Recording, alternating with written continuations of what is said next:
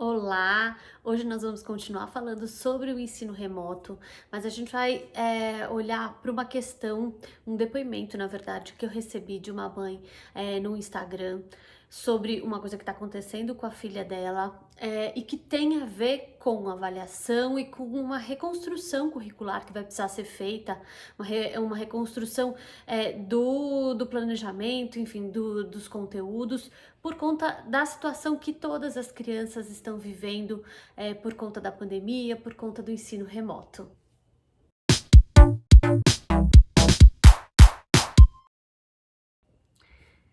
Vamos ao depoimento.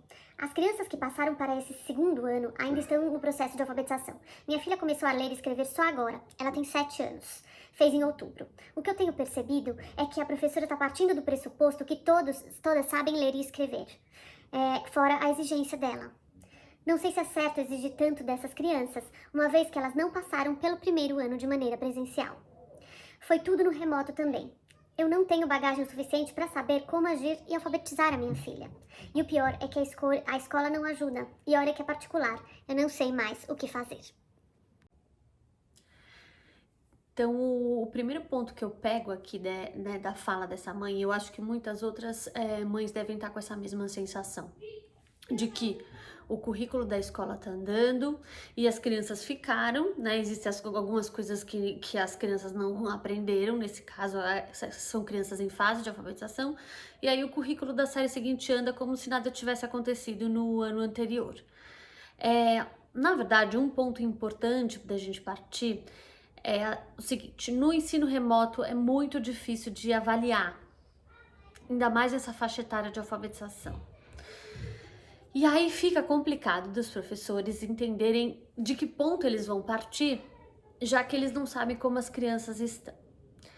Então esse é um ponto que a escola vai ter que prestar muita atenção nessa volta híbrida e mesmo quem não voltar, no remoto, como fazer uma boa avaliação para entender o que essas crianças sabem, o que essas crianças não sabem, o que foi aprendido, o que não foi aprendido, e não vai ser igual para todas as crianças da turma. É natural que na fase de alfabetização as crianças estejam em etapas diferentes, que o grupo seja heterogêneo. Normalmente é a partir do primeiro ano, já no segundo, isso vai ficando aos pouquinhos um pouco mais homogêneo, mas o dado que teve no ano passado, eu acho que essa heterogeneidade ainda vai se manter durante um tempo, porque a gente vê que tem algumas crianças que têm mais facilidade de responder ao ensino remoto, tem outras crianças que não se envolvem. Eu tenho exemplos aqui em casa dos dois tipos. Então eu sei que existe uma coisa que é de cada criança também, que tem a ver com o ritmo pessoal também e com o envolvimento com o ensino remoto. Então, esse é um ponto importante da gente pensar, que essa heterogeneidade ela vai se manter e que para o professor entender como que esse grupo está, quais são as necessidades dessas crianças, vai ser um desafio muito maior, mas é um desafio importante de ser pensado, porque todos têm o direito de aprender, certo? E aí fica difícil para algumas crianças, se o currículo passa por cima disso, fica difícil para algumas crianças acompanharem. As atividades ficam muito além do que elas são capazes de fazer, elas se distanciam mais ainda do ensino remoto, porque aquilo não faz sentido para elas e vão ficando cada vez mais para trás. Então, gente, muito importante.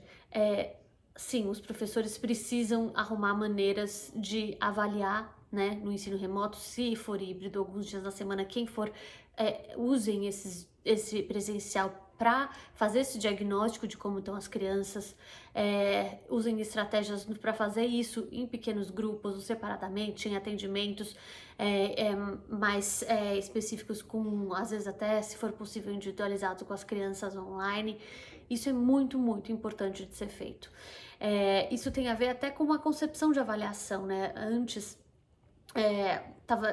as escolas tradicionais sempre tiveram essa ideia de que você dá uma prova, quem foi bem na prova, que bom, quem não foi, o problema é seu, corre atrás, ou então você não vai aprender, né? Era uma uma ideia, ainda existe essa ideia classificatória da avaliação.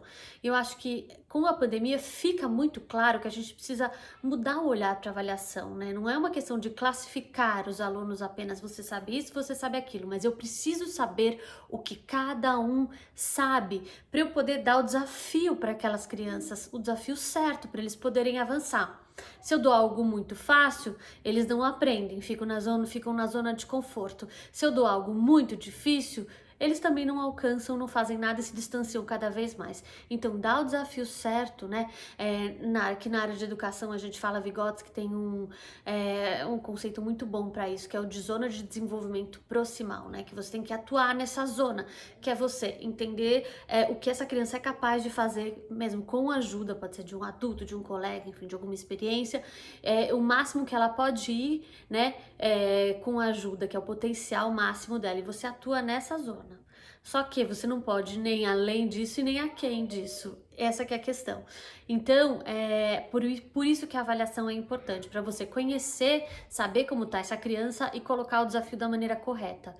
E essa avaliação, ela tem que acontecer processualmente, o tempo inteiro, não é só uma questão de aplicar uma prova no final do bimestre para saber se aprendeu ou não, né? Então, a gente tem que mudar esse olhar para o que é a avaliação, né? Essa concepção de avaliação. Isso é muito importante.